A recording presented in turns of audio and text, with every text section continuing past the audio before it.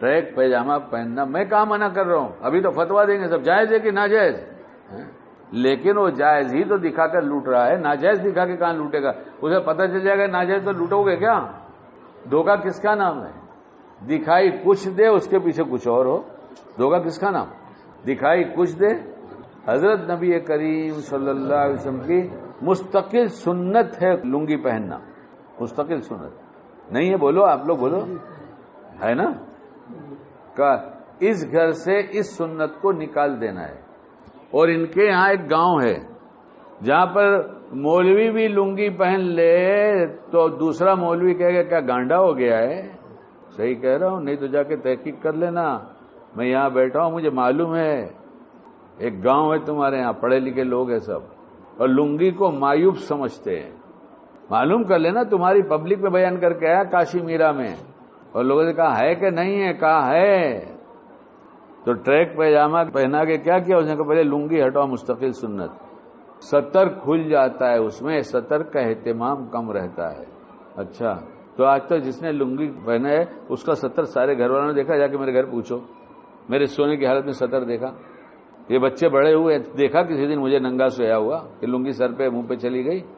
اور کسی کی چلی جاتی ہے تو پوچھو نا کیا طریقہ ہے اس کا، نیچے آگے پیچھے دونوں کو ملا لو، یہاں گرہ لگا دو، نیچے کا حصہ اوپر کا حصہ ملا لو، اس میں گرہ لگا دو، اسی لنگی سے باندھ دو، وہ کبھی گھٹنے کے اوپر جائے گی نہیں۔ تو جس گاؤں جانا نہیں اس کا پتہ کیوں پوچھنا؟ جب ہمیں لنگی نہیں پہننا ہے اس لیے لنگی نکالا۔ کیسی بے حیائی، اس کو ننگا ہونے کی عادت بنا دو، اس کے بعد وہ ڈریسنگ ٹیبل کے سامنے کھینچ کے لے کے جائے گا اور پھر اس کی سطر کو خود دکھائے گا، اس کے بعد جو لوٹنے کے راستے ہیں شکیل بیان نہیں کر سکتا، جانتا ہے مگر بیان نہیں کر سکتا۔ دوسرا نقصان، پینٹ پہنا کے جاتا تھا، آج بھی پہنا جاتا ہے، پینٹ میں بیلٹ لگایا جاتا ہے، پینٹ کا بیلٹ ہوتا ہے آج بھی ہے، خالی بیلٹ کی دکانیں تھی بھنڈی بازار پر جس میں صرف بیلٹ ملا کرتا ہے، آج بھی ہوگی عبد الرحمان اسٹریٹ میں کہیں نہ کہیں ہے، بیلٹ ملتا ہے۔ یہ بیلٹ کیوں تھا اس کے ساتھ؟ پینٹ کے ساتھ بیلٹ کیوں تھا؟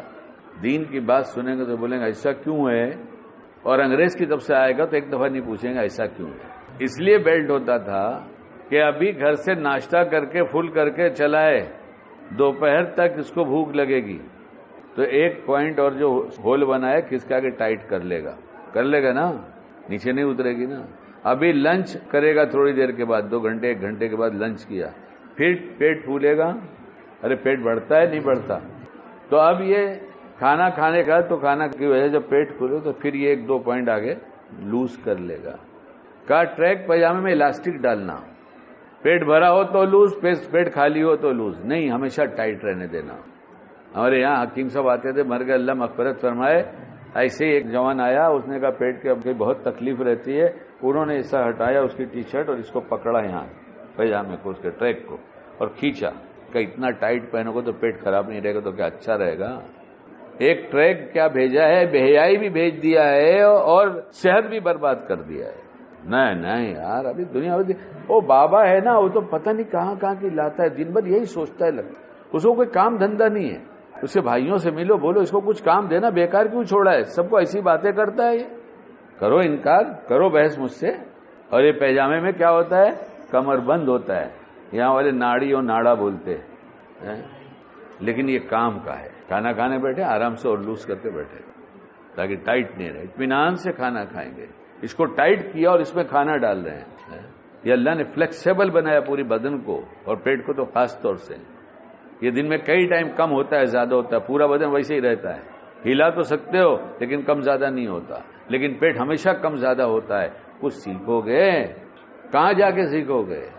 جو سکھاتا اس کے بعد تمہارے پاس ٹائم نہیں سیکھنے کا، تمہارے پاس کام بہت ہے، ارے یہ بہت اہم کام ہے، نسلیں بچ جائیں گی، اس لیے گھر میں لا کے لنگی رکھو، بچوں کو کہو کہ لنگی پہن، سطر نہیں کھلے گا، یہ یہاں سے یہاں گرا باندھ دے، سطر نہیں کھلے گا۔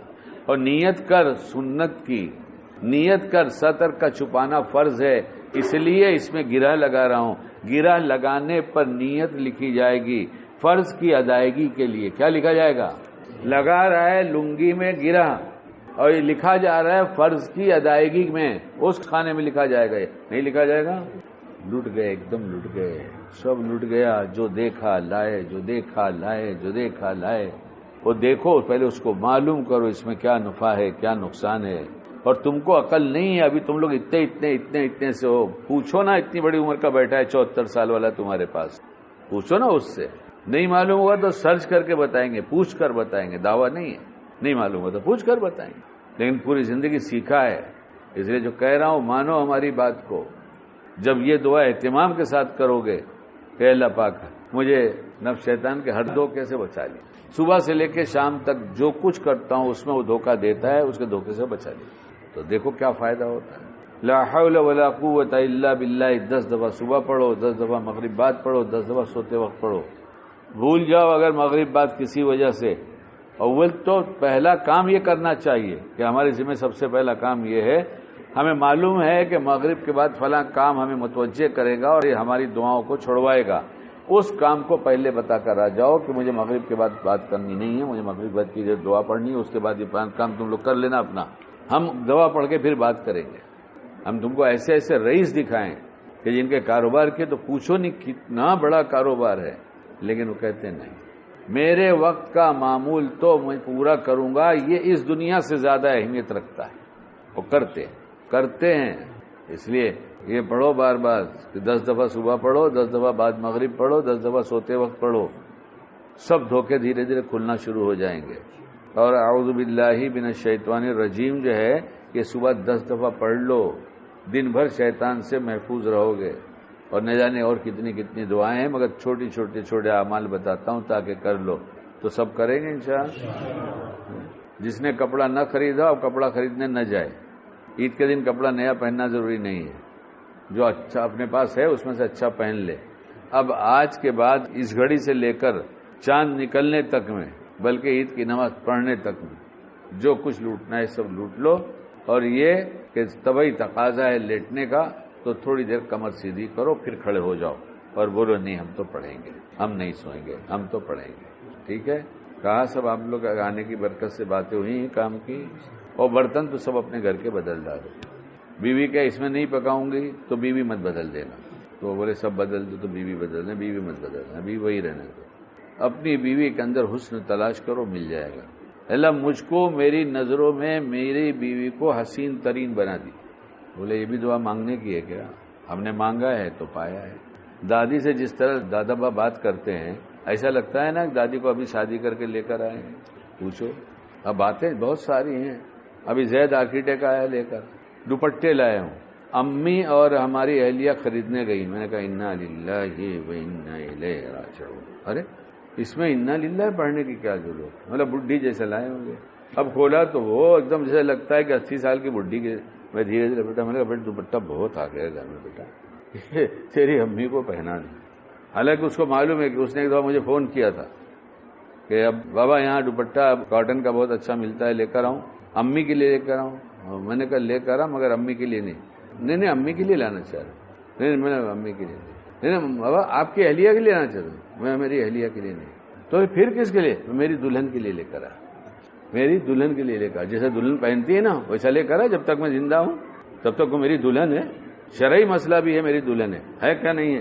کہ لکھا ہے کہ 70 سال کی ہو جائے تو اب دلہن نہیں رہتی. کہیں لکھا ہو تو بتاؤ. مانگو نا کہ اللہ پاک میری نظروں میں میری بیوی کا حسن ایسا دکھائیے کہ باہر کی حسیناؤں سے بالکل مستغنی ہو جاؤ، مجھے کوئی اچھی نہیں لگے، یہی اچھی لگے بس. تو جب یہ مانگو گے تو وہ مل جائے گا، تو وہی اچھی لگے گی. اس لیے سب باتیں کہاں تک، لیکن دھیرے دھیرے کچھ آتی ہے تو سن لو اور گھر میں پیار سے رہو. گھر کے اندر کا ظلم سجدوں کے کیف سے محروم رکھ رہا ہے. گھر کے اندر کا ظلم سجدوں کے کیف سے محروم رکھ رہا ہے. وہ ظلم خدا کے گھر میں دل لگنے نہیں دیتا. باہر لے جاؤ.